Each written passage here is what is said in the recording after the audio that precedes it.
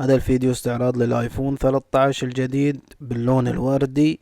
بنفتح الصندوق وبنعرض محتوياته وجميع الالوان وحجم الذاكرات المتوفرة وسعره في السوق ومواصفاته. تابعونا.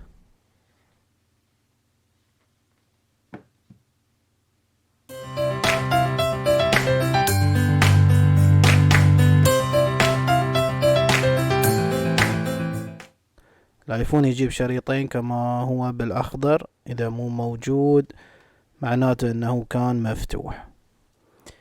الايفون 13 يجيب شاشة سوبر ريتينا اكس دي ار مقاس 6.1 انش اللي هو 6.1 بوصة. السعة 128 جيجا، 256 جيجا و512 جيجا.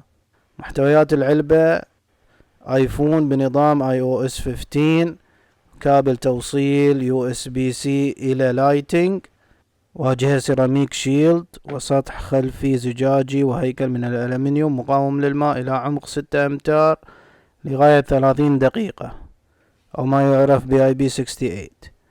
الكاميرا نظام كاميرات برو بوضوح 12 ميجا بكسل، كاميرا واسعة وكاميرا واسعة للغاية، مع نمط بورتريه ونمط الليل وديب فيوجن وميزة HDR4 الذكية وأنماط فوتوغرافية ونمط سينمائي لتسجيل فيديو 1080 بكسل بمعدل 30 إطار. الكاميرا الأمامية كاميرا ترو ديبث أمامية 12 ميجا بكسل مع نمط بورتريه ونمط الليل وديب فيوجن وميزة HDR4 الذكية. تشغل الفيديو لغاية 19 ساعة، تشغيل الفيديو عبر الإنترنت لغاية 15 ساعة، تشغيل الصوت لغاية 75 ساعة. طول الجهاز 146.7 مليمتر، والعرض 71.5 مليمتر، والعمق 7.65 مليمتر. الوزن 174 جرام. يجيب 5 ألوان: الوردي، الأزرق، الأسود، الأبيض والأحمر. شريحة A5 بايونيك، يدعم شبكة ال 5G.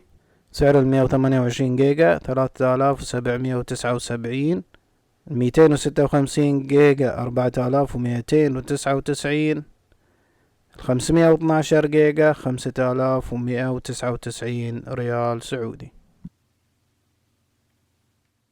الجوال بشكل عام أنيق جدا ويستحق سعره.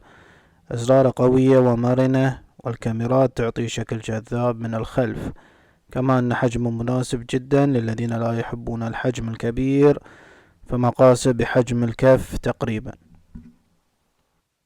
كما نلاحظ اللون الوردي فاتح جدا بس أغمق من صورة الغلاف.